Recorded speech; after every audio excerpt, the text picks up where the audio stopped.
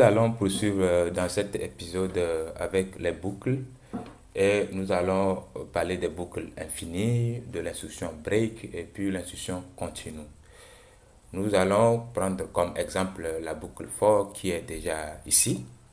Regardons très bien ce qui est ce qui est écrit entre les parenthèses. Nous avons déjà la partie initialisation, la partie condition et puis l'incrément. Donc, la partie condition, c'est la partie qui permet à la boucle qu'à un instant t, elle puisse s'arrêter. C'est-à-dire que la condition qu'on a posée ici devienne fausse. J'espère que vous comprenez bien ce que je suis en train de dire. Ici, nous disons que tant que i est inférieur ou égal à 10, il faut continuer par exécuter l'instruction echo pour afficher le i. Donc, ça veut dire qu'à l'instant où i ne sera plus inférieur ou égal à 10, la boucle va s'arrêter. Donc, en mettant vos conditions, il faut bien voir si à un instant t, votre condition deviendra fausse.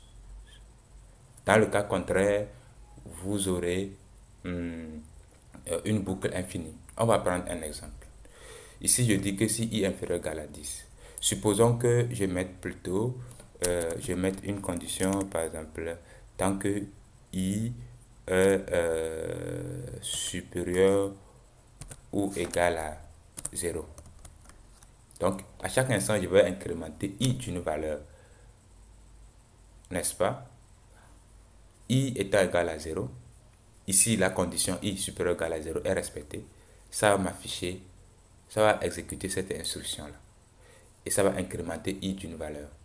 Maintenant, quand ça sera 1, 1 aussi est supérieur ou égal à 0. Ainsi de suite. Ça veut dire, même quand il serait à 1000, 1000 est supérieur ou égal à 0. 10 000, 10 000 aussi est supérieur ou égal à 0. Donc, c'est une condition qui ne va jamais devenir fausse. Et donc, j'aurai ce qu'on appelle une boucle infinie. Allons-y exécuter pour voir ce que ça va donner comme résultat. Donc, je vais actualiser.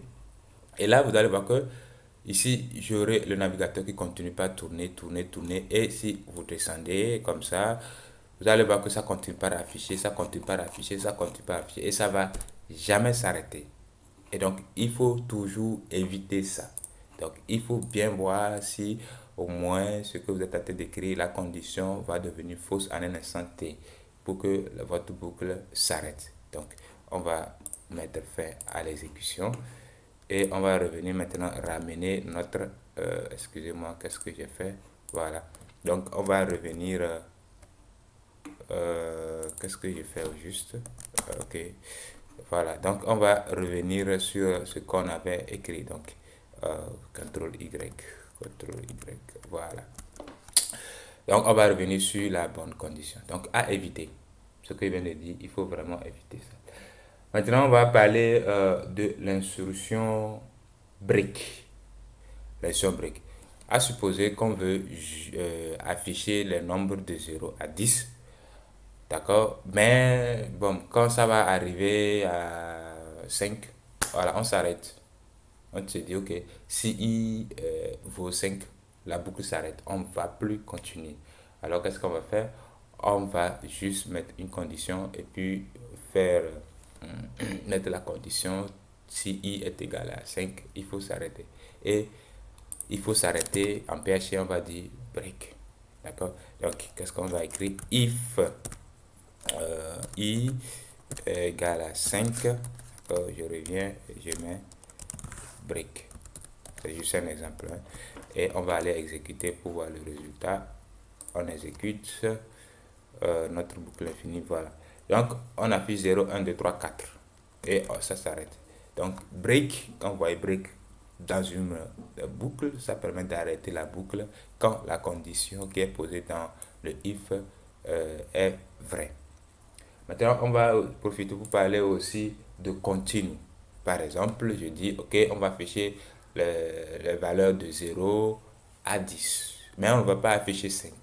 Donc, si on arrive à 5, on retourne dans la boucle sans exécuter les instructions qui suivent. Et dans notre cas ici, les instructions qui suivent, c'est le fait d'afficher le i. Et donc, ici, par exemple, quand je mets continue, je dis que arrivé ici, il ne faut pas exécuter echo, il faut recommencer la boucle. Et donc, on va retourner, actualiser pour voir le résultat. Donc, si vous regardez bien, on a affiché 0, 1, 2, 3, 4. Il n'y a pas 5 qui est affiché. En même temps, c'est le 6. Pourquoi? Parce que ici, j'ai dit, si i vaut 5, il faut continuer la boucle. Donc, on revient directement dans la boucle, on incrémente avant de venir afficher maintenant. Voilà. Il y a aussi en fait la boucle do while dont j'aime pas parler, j'aime pas faire cas ici. Do while, bon, la différence entre while et do while, c'est que au moins do while lui, il va exécuter l'instruction au moins une fois avant de tester la condition. Donc on va dire faire tant que. Voilà. Bon, en temps normal, si vous avez bien compris le while et puis le for, le do while, il n'y a pas de raison que vous ne comprenez pas. Il suffit de faire de petites recherches et puis ça va passer. Si ça ne marche pas, n'hésitez pas à me déposer des questions dans les commentaires. On a aussi le for each. Le for each, nous allons voir le for each quand nous serons avec les tableaux parce que ça vous sera très important surtout pour parcourir les tableaux associatifs. C'est juste un mot que je viens d'employer. Vous aurez à le comprendre quand nous serons avec les tableaux.